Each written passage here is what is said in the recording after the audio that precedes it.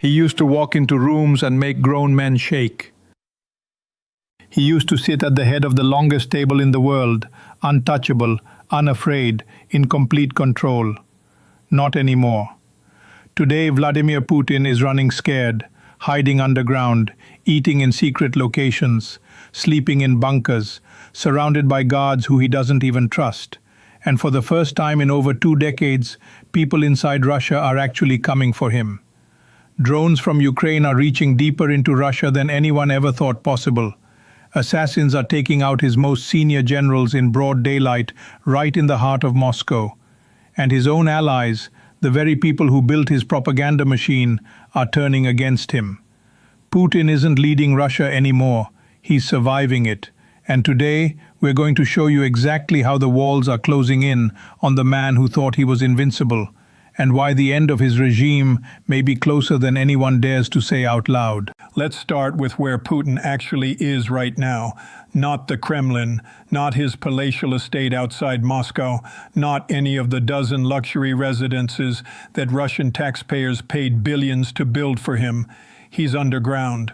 According to a leaked European intelligence report, first covered by The Independent on May 6th, Putin has spent the vast majority of the last several months hiding in a fortified bunker deep inside the Krasnodar region, a facility so secure that even his most senior staff can't get to him without going through layers of FSO screening, so intense it would make the Secret Service look casual. Think about what that means for a second. This is a man who spent 26 years cultivating the image of an iron-fisted strongman. A man who rode horses shirtless for propaganda photos. A man who once sat opposite Western leaders and made them squirm. Now he's underground, afraid of the sky, and the security measures around him have become nothing short of paranoid.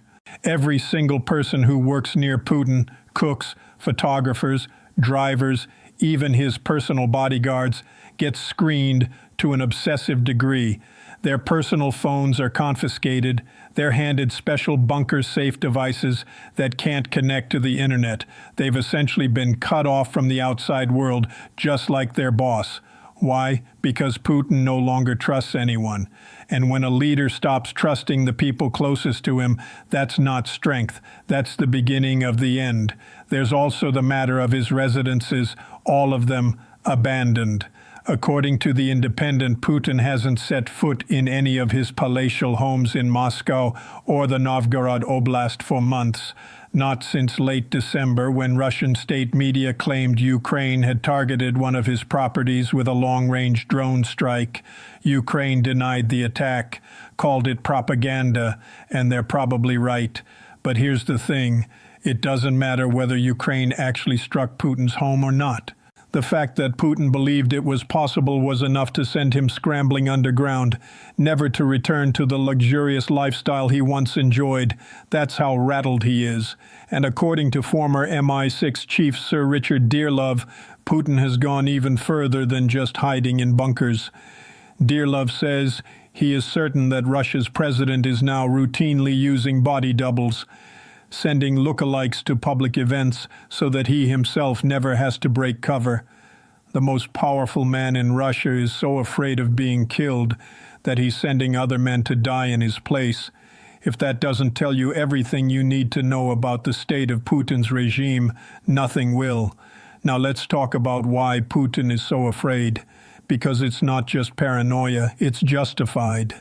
Over the last several months, a string of Russia's most senior military figures have been killed or wounded under circumstances that Moscow can't explain and won't explain, at least not truthfully.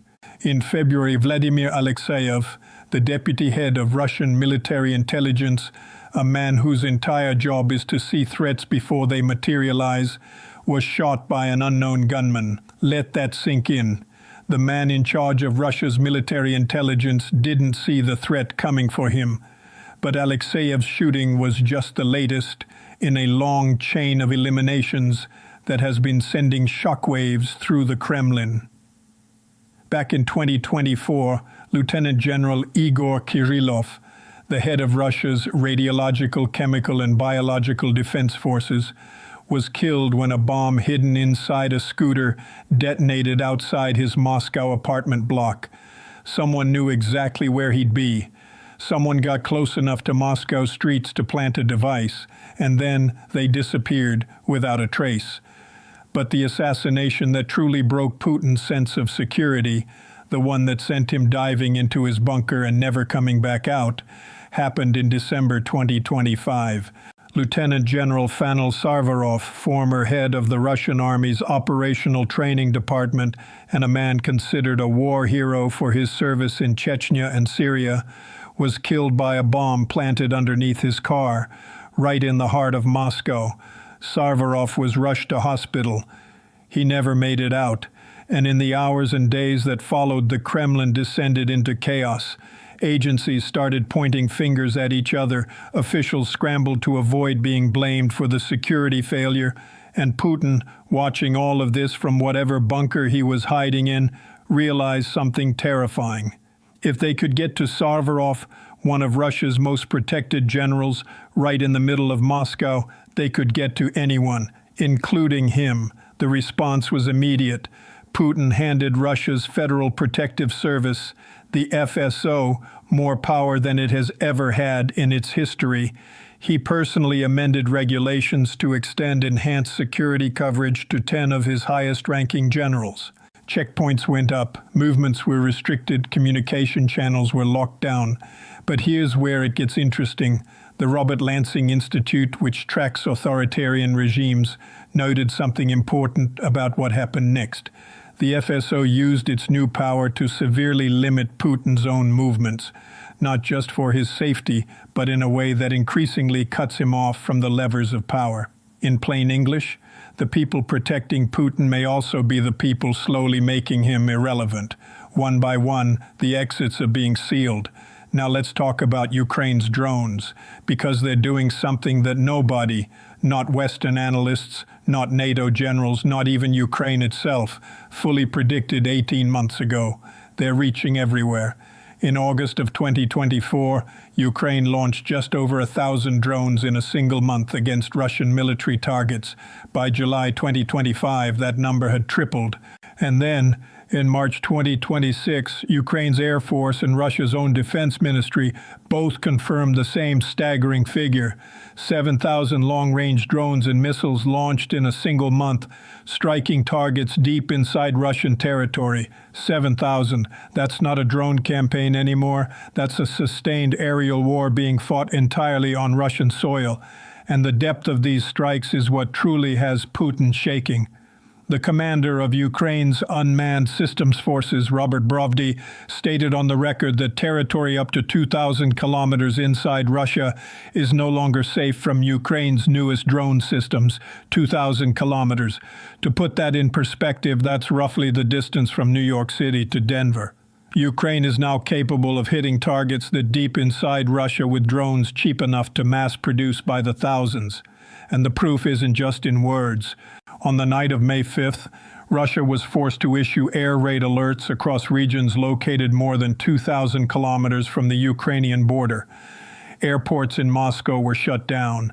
Mobile internet was cut for millions of Russian citizens. All of this just days before Putin's precious Victory Day parade.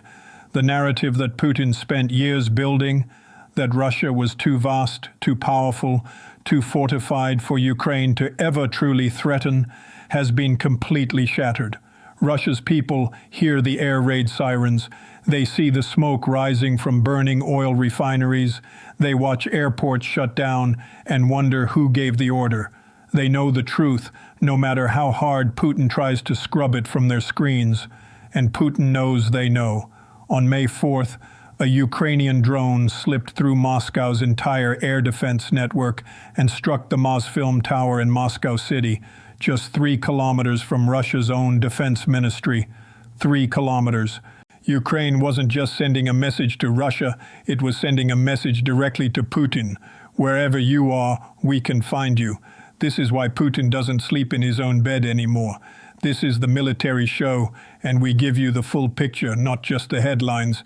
If this kind of deep analysis is what you're here for, hit subscribe right now so you never miss a story. Here's the part that the Kremlin is most desperate to hide, because Ukraine's drones and foreign assassins are terrifying enough. But the threat that truly keeps Putin awake at night, the threat that no amount of FSO screening can stop, is coming from inside his own country. Russia is turning on itself, and it's starting with the propagandists. For years, a network of Kremlin-aligned bloggers, journalists, and influencers, known in Russia as Z-bloggers, have been the backbone of Putin's information war. These are the people who spent years telling ordinary Russians that the war in Ukraine was necessary, just, and winnable. Putin's media army. They're defecting.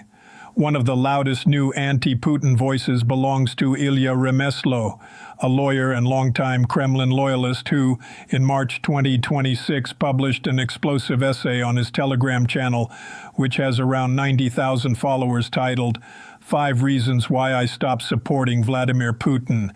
In it, Remeslo called Putin illegitimate, said Russia was fighting a failing war, accused Putin of being irretrievably corrupted by power. Putin's response? He had Remeslo thrown into a psychiatric hospital. But here's the thing. Remeslo got out, and he kept going. And he's not alone. Rybar, one of the most followed pro-war bloggers in all of Russia, has begun calling the Ukraine conflict a dead end. He's publicly accusing Russian commanders of hiding their actual casualty numbers from Putin. He's calling out officials who are stealing money meant for soldiers on the front lines. These aren't fringe voices anymore. These are the people who built Putin's narrative machine, and they're dismantling it from the inside. The approval ratings are following. Russia's state-run pollster Vitizium reported that Putin's approval rating dropped to just 65.6% for the week ending April 19th. That was the 7th consecutive week of decline, the 12th drop in 14 weeks, the sharpest sustained fall in public support since 2018. And then something even more telling happened. The next set of approval ratings, due on May 1st, simply weren't published. Not on the 1st, not on the 4th, a full working day later, the numbers just disappeared. When a government starts hiding its own polling data from its own people, you know the numbers are catastrophic. Putin is losing his country, and he knows it. According to the Times, Putin is now personally convinced that members of Russia's political elite are actively plotting a coup against him. Not just political rivals whispering in back rooms, but a genuine organized effort to remove him from power. Some of those plots, the Times reports, may even involve using drones launched from inside Russia to eliminate him. The man who once assassinated his enemies is now afraid of being assassinated by them. Let's step back and look at what we're really seeing here.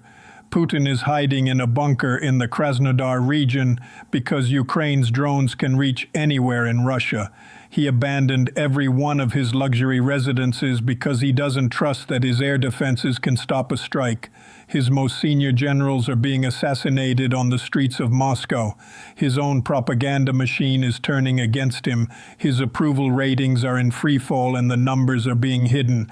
His inner circle suspects a coup is being planned. And the organization tasked with protecting him, the FSO, is quietly cutting off his access to the outside world. This is not a strong man in control. This is a trapped animal. And there's one more thing worth noting. When the United States struck Ayatollah Ali Khamenei with bunker-busting bombs on the very first day of Operation Epic Fury in Iran, it sent a message that was heard in every bunker and every palace on earth. No leader is untouchable, not even the ones who think they're hidden. Putin heard that message louder than anyone. He built this war on the premise that Russia was invincible, that its size, its nuclear arsenal, its military machine made it immune to consequence. He was wrong about Ukraine. He was wrong about NATO. He was wrong about the West. He was wrong about his own people. And now he sits underground, surrounded by men he doesn't trust, in a country that's turning against him, with drones overhead and assassins in the shadows. Putin has been reduced from Russia's strongman to Russia's most frightened man. And the countdown to the end of his regime has already begun. The walls are closing in on Putin from every direction. But what happens when they finally close all the way? What does the end of Putin's regime actually look like, and what comes after? We've been tracking that story closely, and you won't want to miss what's coming next. Subscribe to stay ahead of every development as this situation moves faster than anyone expected. And if you want to understand how Ukraine is accelerating that collapse, watch our video on the weapon that is making Putin's entire military strategy obsolete. The endgame has started. Don't miss it.